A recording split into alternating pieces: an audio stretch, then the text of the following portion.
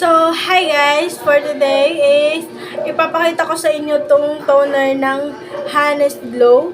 And ganito lang po siya kaliit, ganito lang siya. Pero, marami naman yung laman. Nakikita niyo naman siguro namamalat yung mga dito ko. So, kasi tapos na yung dito, 3 days lang naman kasi siya namamalat eh. Pero meron pa naman konti dito. So, kahit sa tainga nyo talagang mamamalat siya once na linagyan nyo siya ng toner.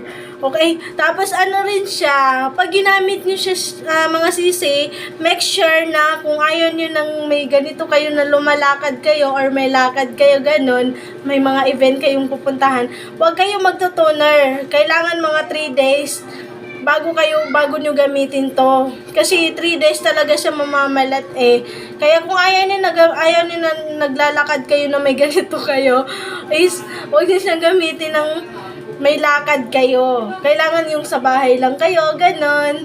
Pero mga sisi, hindi naman siya yung may toner kasi na namamalat siya, then pangit tignan kasi sobrang pamamalat niya. Yung sa sobrang pamamalat niya, ang pangit talaga na tignan. Lalo na kasi pag linagyan mo siya ng any foundation is nagkakaano siya, parang anong tawag doon? Parang nangingitim siya pag naarawan, 'di ba? Then pag eto kasi hindi puti lang siya, then hindi siya yung namamalat na parang pabilisan na pamamalat. Eto napaka ganito lang, simple lang. Yung sa gilid-gilid lang siya nag-uumpisa, then hanggang sa dito. Then pag linagyan mo ulit ng toner pag kinabukasan, unti-unti na siyang nawawala. Then kumikinis na yung pisngi mo. And after then, mga 3 days na, lagyan mo ulit siya ng toner. Magpipink talaga yung mga mukha niya dito. Katulad dito sa akin. Ito sa mga nagsasabi na may filter daw. Ito, wala po siyang filter guys. Ayan. Kusa talaga siyang ganyan. Parang pink talaga siya.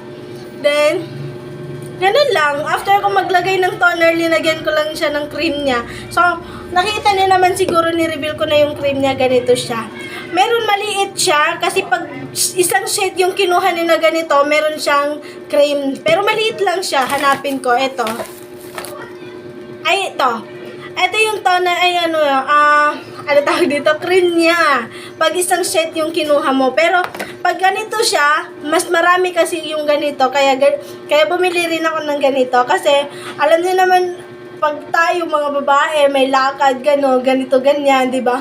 So, lagyan niyo siya ng 3 beses sa isang araw or 2 beses. Then, meron siyang panggabi na ganito.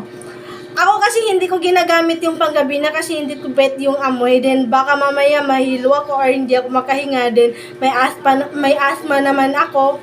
Ay may asthma, oo. Hindi ako makahinga pag nag-allergic ako sa amoy. So ayan, hindi ko siya ginagamit kasi nung unang inamoy ko siya, hindi ko nagustuhan. Pero soon baka sa pag mga anak ako, gagamitin ko naman siya ulit. Gagamitin ko siya kasi siyempre kailangan ko rin yon. Then, isang sheet na ganito, mura lang naman to siya guys. Yun lang. Wala tong filter ha.